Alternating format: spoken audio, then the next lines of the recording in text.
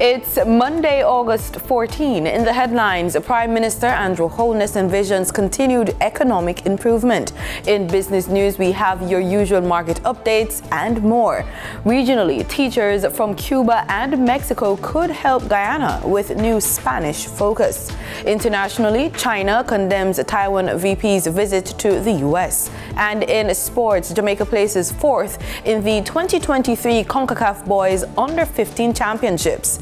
This is the news on PBC Jamaica. I'm Simone Absalom Gale.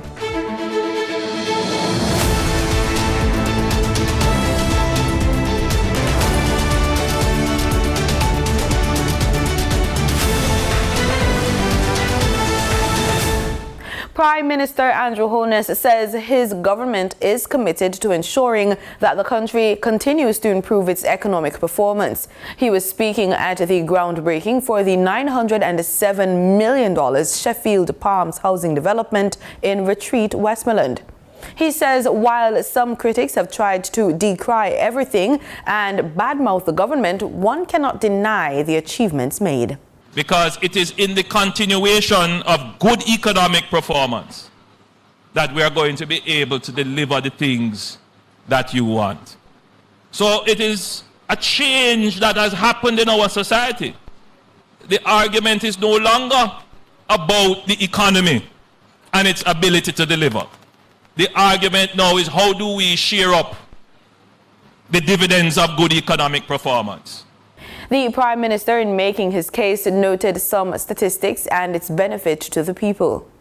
It means something when you have 8 consecutive quarters of economic growth. It means something when our unemployment rate is the lowest in our recorded history of this statistic. It means something when our net international reserves now stand at $4.14 billion US. It's not so long ago, because I know sometimes we argue like we were always there. In 2013, we were on the brink. We didn't even have 13 weeks of imports. But we forget. Our exports for the first time in a long time has shown increase, 55% increase over last quarter last year. Mr. Holness says the development will sit on 24 acres of land. The infrastructure will include paved driveways and parking areas, stormwater drainage system, potable water distribution network, connections to sewer infrastructure, as well as, of course, JPS. And in these developments these days, we have to make provision for internet services. But I'm also pleased that the developers are making provision for green spaces. The first 30 units, which are being developed under the National Housing Trust's Guaranteed Purchase Program, should be ready by March 2024. Community development professionals from 17 Caribbean countries have benefited from a Caribbean Disaster Emergency Management Agency and a Caribbean Development Bank's Basic Needs Trust Fund 5-day proposal writing workshop. The workshop is the second of a regional proposal writing series, the first of which was held in July. It provides exposure to pre-proposal planning, structuring proposals, tailoring propositions to the needs of funders. The CDB's Richardo Aiken spoke at the closing ceremony. So what we're having this week here in Jamaica is the proposal writing training session for community development professionals alongside community leaders or true champions, going through project ideas and formulating them into concepts. And then next week we move on to Guyana for another cluster of countries to do something similar.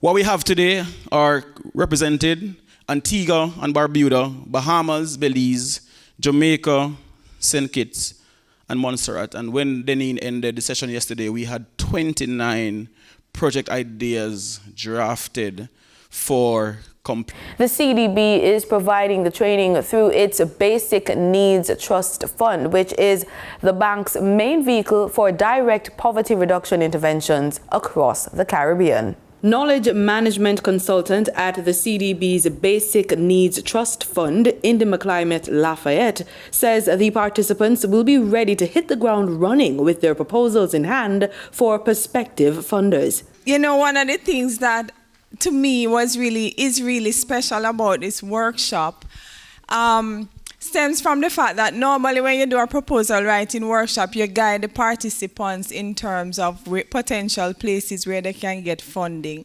But what I loved is that we actually, and I say we, CDMA, BNTF, we actually reached out to some other funders to partner with us. So the participants already have engaged with the funders. This International Youth Day, the United Nations Development Program's office in Jamaica hands the mic to their youth partners to announce and launch Ready, Set, Great, the UNDP's annual Youth in Development Showcase. Young people, youth leaders, and youth groups are all invited. The one-day conference will be held on October 17, 2023.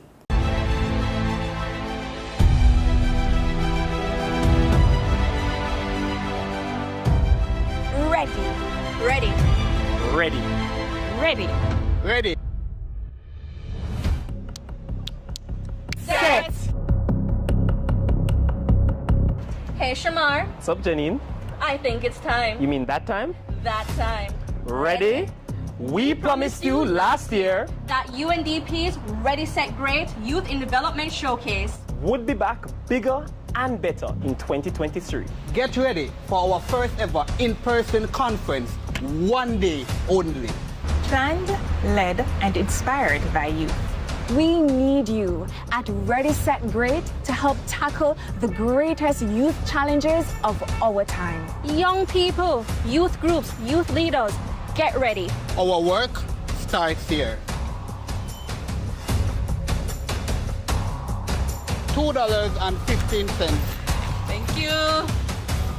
Those who earn less than this daily are considered extremely poor by international standards.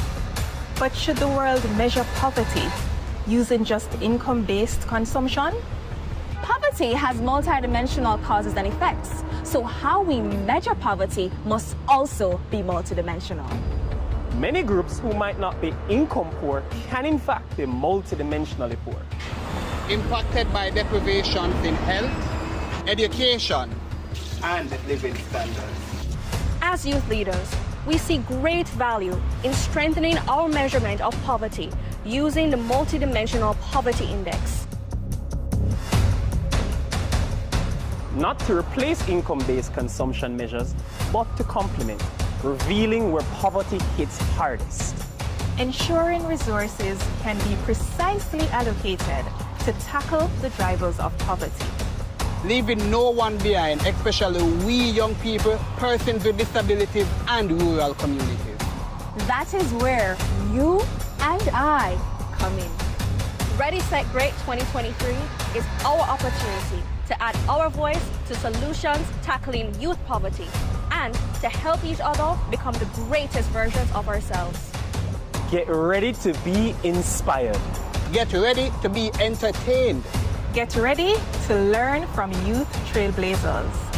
Get ready for the Development Challenge 2023. Get ready to produce your joint call to action. Tell a friend, tag a group. Are you ready? Register now for Ready, Set, Great 2023, taking place on October 17, which is the International Day for the Eradication of Poverty. Ready, Set, Great!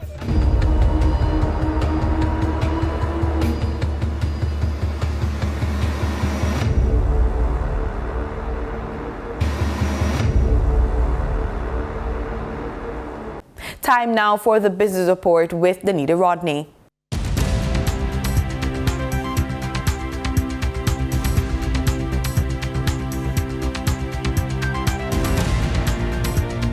Welcome to the Business Report. I'm Danita Rodney. This week's young boss has a passion for cleaning. She is Jonian Campbell of Imperial Made JA.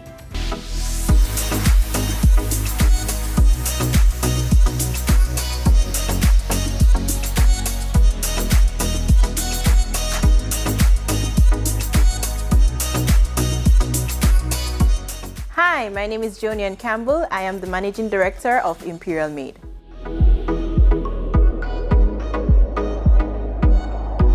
We are a landscaping and cleaning company. We do residential and commercial cleaning for homes, business places, anywhere that you can think of.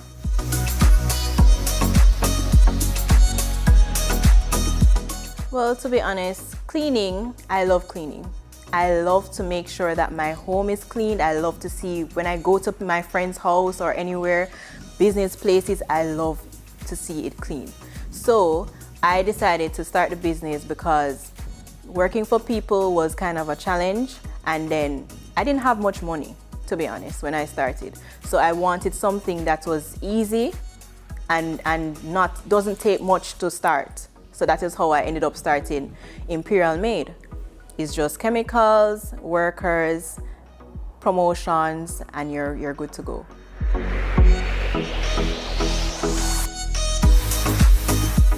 We have more personal touch. Everything that we do it to the best of our ability. We try very hard to please our clients. Let's say, for example, a client is not pleased because of whatever reason they see. We try our best to go back and correct that mistake so that they can be smiling at the end of the day.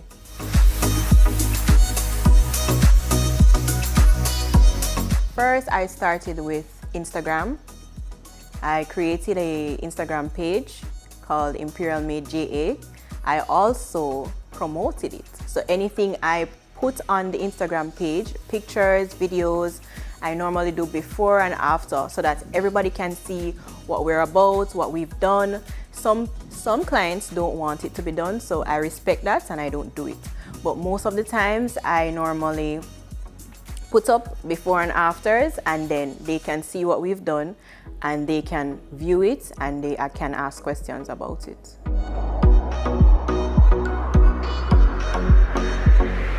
My biggest lesson is saving. That is very important to me because if you don't save, you won't see what you're working for.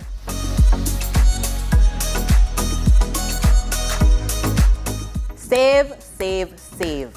Saving helps. Open an account. Each time you make something, you put aside a 50%. Even if you're going to say, oh my gosh, I needed to do this and I needed to do that, save it because it will benefit you long term.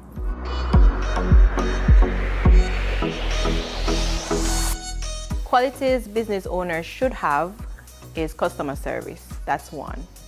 2, communication, reliability. To be driven to be able to do this work. If you're not driven, then you won't be able to succeed. It has to be something that you love, something that you want to do to be able to accomplish it.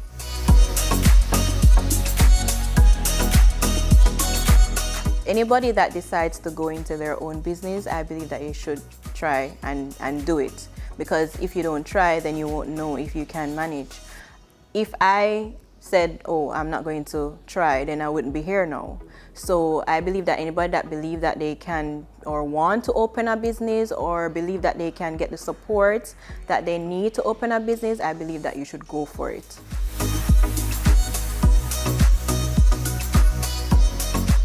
You can contact Imperial Made via Instagram at Imperial Made JA or call WhatsApp us at 876-461-0196, or you can email us at imperialmade87.co@gmail.com. For your market updates, in foreign exchange trading for Friday, August 11, the US dollar sold for an average of $155.49. The Canadian dollar ended trading at $115.83. The pound sterling traded for $199.92, and the euro sold for $172.47. In GSE trading, The JSE index declined by over 2,292 points. The junior market index declined by over 10 points. The combined market index declined by over 2,235 points. And the All Jamaican Composite Index declined by over 2,943 points. Overall market activity resulted from trading in 108 stocks, of which 38 advanced, 42 declined, and 28 traded firm. Stocks advanced for 138 Student Living Jamaica Limited, 138 Student Living Jamaica Limited Verbal Preference, and the Barita Investments Limited. Stocks declined for Access Financial Services Limited, AMG Packaging and Paper Company Limited, and the Caribbean Cream Limited. Trading firm were Blue Power Group Limited, Caribbean Cement Company Limited, and Edufocal Limited. The overall volume leaders were Wigton Wind Farm Limited Ordinary Shares and Medical Disposables and Supplies Limited with over 2 million units, and Trans Jamaican Highway Limited with over 1 million units. In regional stocks, on the Trinidad and Tobago Stock Exchange, Calypso Macro Index Fund was the only active security posting a volume of 83 shares.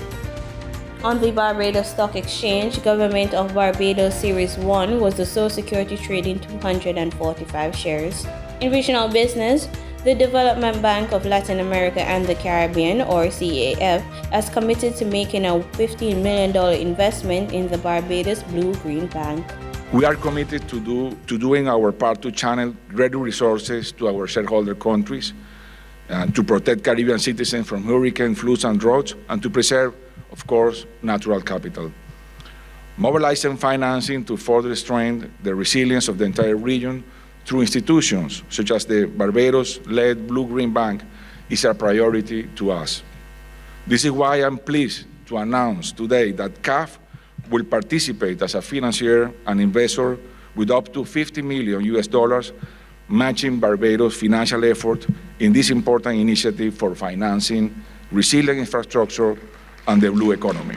The reality is that with our government using $15 million from our SDRs coming out of the Resilient Sustainability Trust and $15 million from GCF, $15 million from CAF, $2.5 million from USAID, we're well on the way to being able to attract other donor countries as well as institutions, such that this Blue-Green Bank becomes a major source of fast funding for Caribbean countries, Eastern and Southern Caribbean countries. We started with Barbados, but the aim is to move to the Eastern and Southern Caribbean so that we can make sure that we become resilient in fighting this climate crisis. In international business, Apple supplier Foxconn beat estimates for second quarter earnings thanks to a booming artificial intelligence sector, but retained a cautious outlook for this year due to global economic uncertainties. Foxconn said it had won very high market share for key parts of the AI server supply chain. It further said the company is gaining momentum in servers and believes it can deepen collaboration with North American customers. Earlier, Foxconn reported a 1% drop in second quarter net profit. That, as global economic pain hurt demand for smart consumer electronics. The Apple supplier said net profit for the April and June period slipped to $1 billion. That was slightly down from the same period last year, though still ahead of analysts' forecasts. Looking ahead, Foxconn downgraded its outlook for full-year revenue to slight decline from previous guidance for coming in flat. It expects revenue for its smart consumer electronics products to slightly decline year-on-year in the third quarter. That group includes smartphones and makes up about half of Foxconn's total revenue. The Taiwanese company said overall revenue for the third quarter would also fall slightly. In market data for oil prices slipped about 1% as concerns about China's faltering economic recovery and a stronger dollar after 7 weeks of gain, driven by tightening supply by OPEC Plus cuts. Brent crude futures slipped 93 cents to $86.46 a barrel, while West Texas Intermediate crude fell $1.03 to $82.81 a barrel. And that was the business report on PBCJ. I'm Danita Rodney.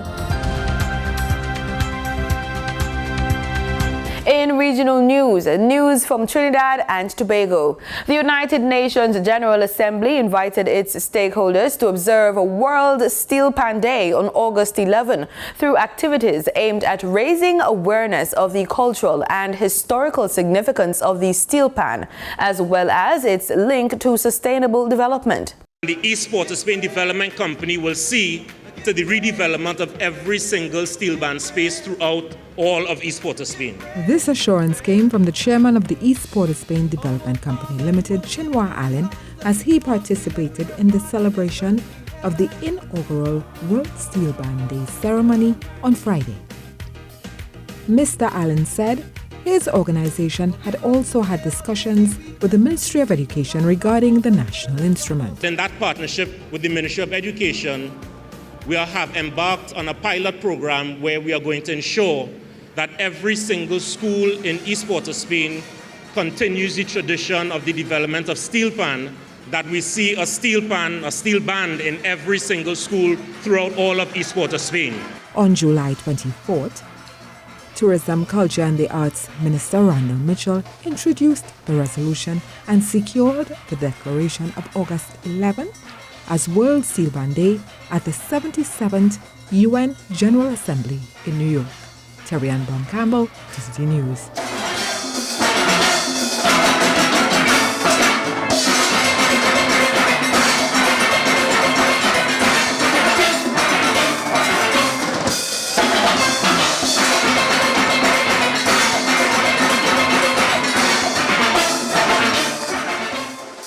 In Guyana, the Spanish language will be compulsory language in public schools from September, and Education Minister Priya Manik-Chand says the government is in talks with Cuba, Mexico, and other bilateral partners on the possible use of teachers from those countries.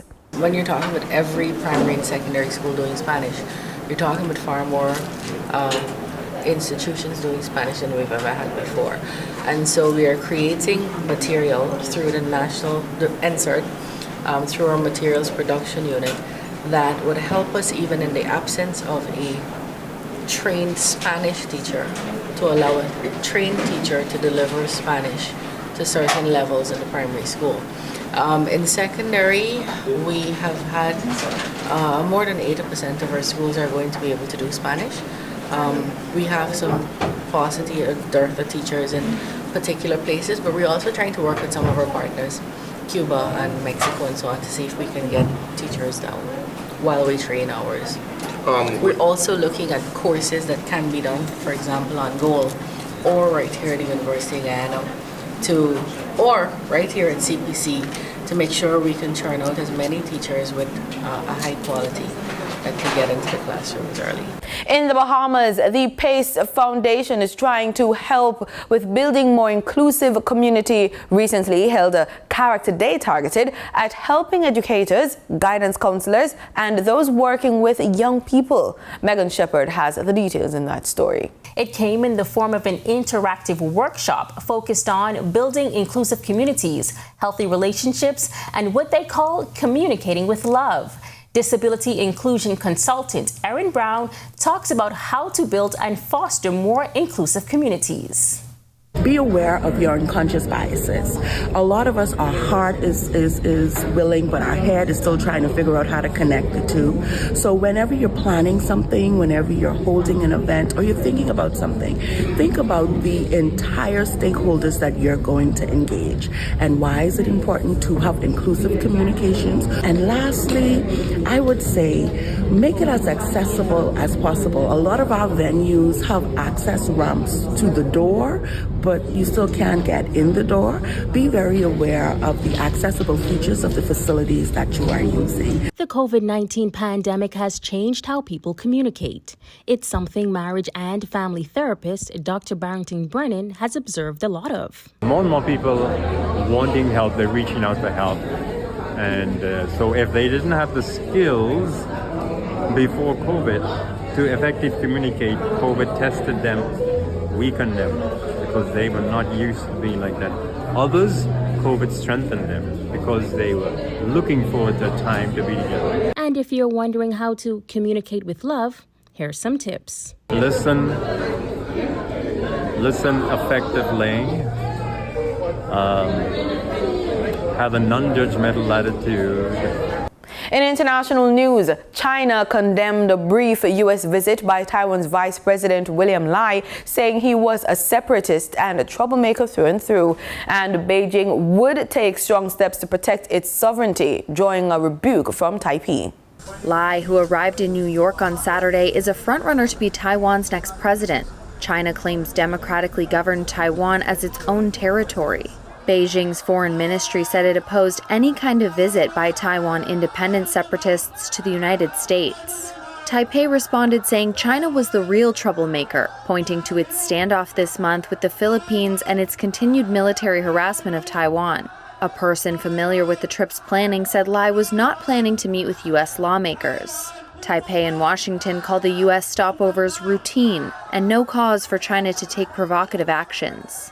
China is likely to launch military drills this week near Taiwan, using Lai's stopovers as a pretext to intimidate voters ahead of January's election and make them fear war, according to Taiwanese officials.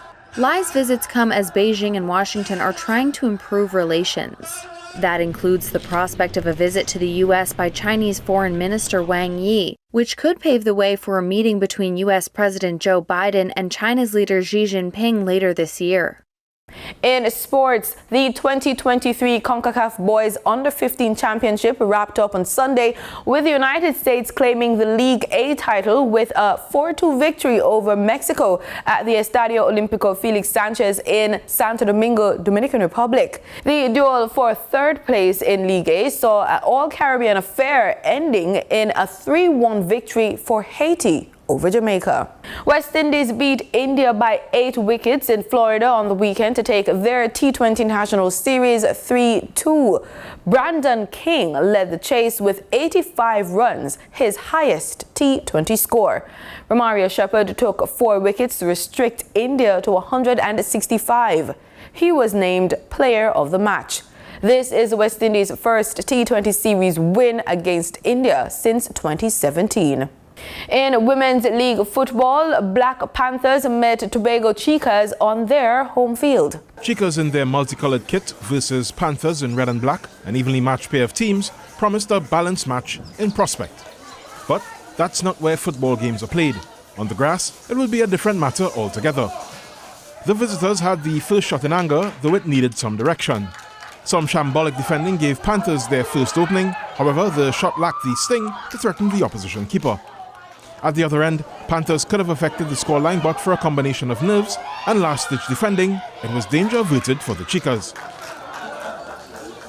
Things got heated midway into the first half, but nothing too serious came of it, and the teams went in tied goalless. Chicas would give their guests the first goal of the match on the resumption. Sluggish out the back, the infringement forced the referee's hand. No mistake from the spot, and Panthers were on their way to the W.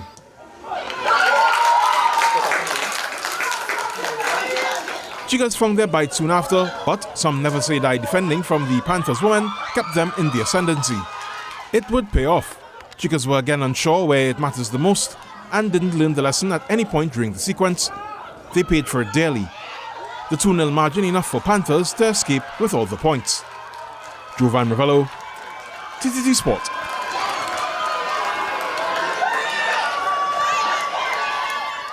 And that's the news on PBCJ. You can follow us on our social media platforms at PBCJamaica. Thank you so much for watching.